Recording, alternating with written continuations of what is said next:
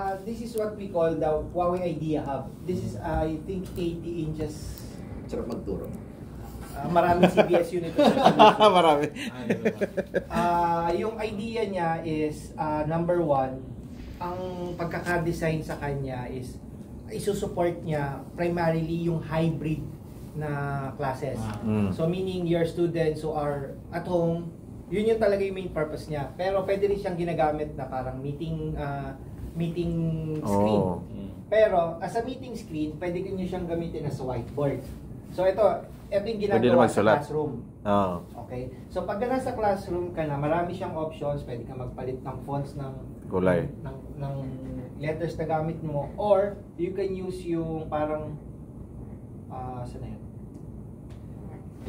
Ayun, sir.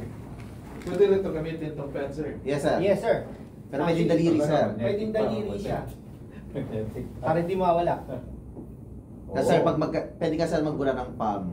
Ito sir, palm ba? Parang ano? Ito maganda. Pwede sir magbura. Parang maganda. Ayan. Ma-inspire ka magturo. Yes, sabi ko sir, dati hindi ako nagtuturo. Nung nagkaganyan yung classroom namin, nagtuturo na ako ngayon eh. Narinig ako sa recording ko, sir. Ano, Dennis, pwede na. Pwede na.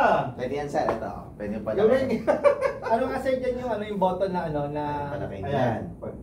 Ay, pwede tayo lumaki. Ano? Pwede ito palaki yun eh. Pwede i-move. I-move. Ito pala, large. Great. Sir.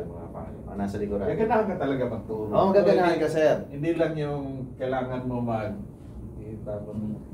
Tapos pwede sir mag-project ng Tapos saan niya sir yung button yung yung Smart intelligent na automatic na automatic na sulat. Oo. Parang wala dito sir. Parang wala siya yung function na. Wala dito. Kasi Kasi meron yan yung parang itatama yung letter mo. may function din siya sir kasi na binabasa niya yung Writing. how you write. Ginagawa niya correct yung text. Hindi ko lang sir mahanap yung function. Parang wala dyan sir. Parang wala no? Yung keyboard. Tapos ito sir, pwede dito you can add page. Pwede mo na lang balikan yan para Alright. mamaya. You can extend the pages. Yeah, Yes, Oo. opo. And then you can digitally save this. Yes sir. Yes.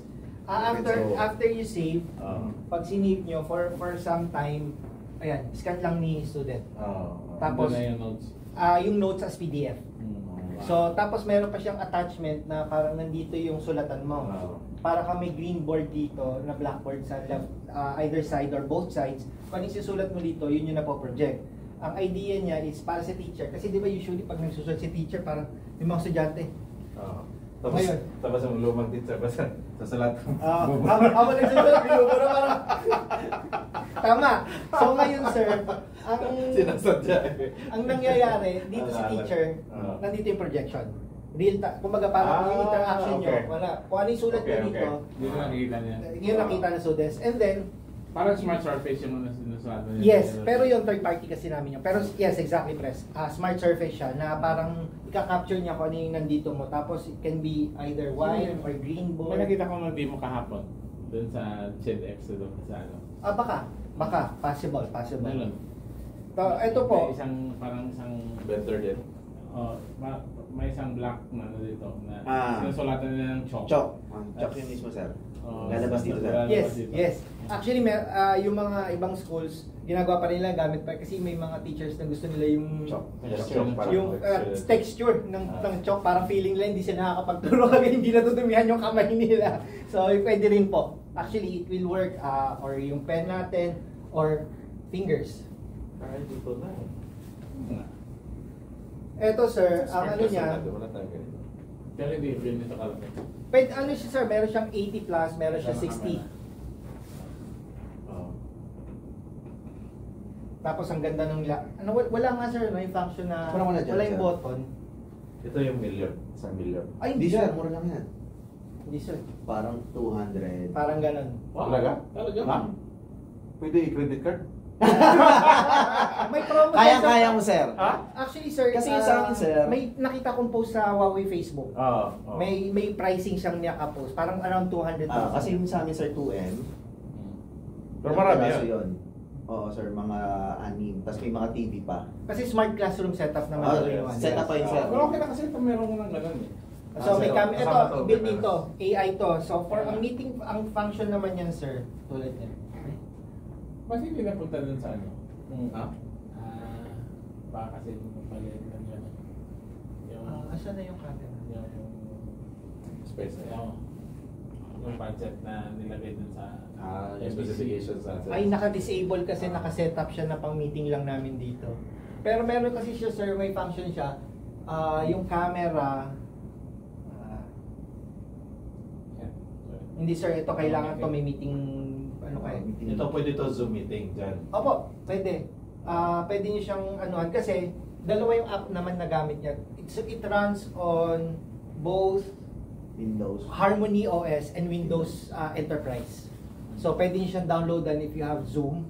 Kaya lang sir, kasi ito I think this one is naka-configure siya na pang dito lang namin. Hindi siya kasi pang demo talaga eh. So yun. Tama, walang...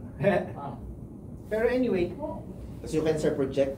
Kaso yung nandito yung type mo lang, sir, bali yung yung projection niya, may AI function yung camera na parang pwede ka mag-set ng buffer zone. Na kumbaga parang kung ganyan lang, if you're outside the buffer zone, hindi ka ma-detect ng camera. But if you're out inside the buffer zone, nagsalita ka, focus ka sa'yo. So magpapalit-palitan yan. Who's ever talking, lilipat-lipat yan ng focus. So pagka wala ka sa buffer zone, hindi ka niya hahanapin ang camera. Kasi ang idea nun, if you're in a noisy room or in a noisy situation, yung mga tao sa paligid hindi niya i-capture. Even the audio, kunwari, nasa meeting kayo, maingay paligid nyo, ay ka-capture niya lang yung nasa, yung tatamaan ng buffer.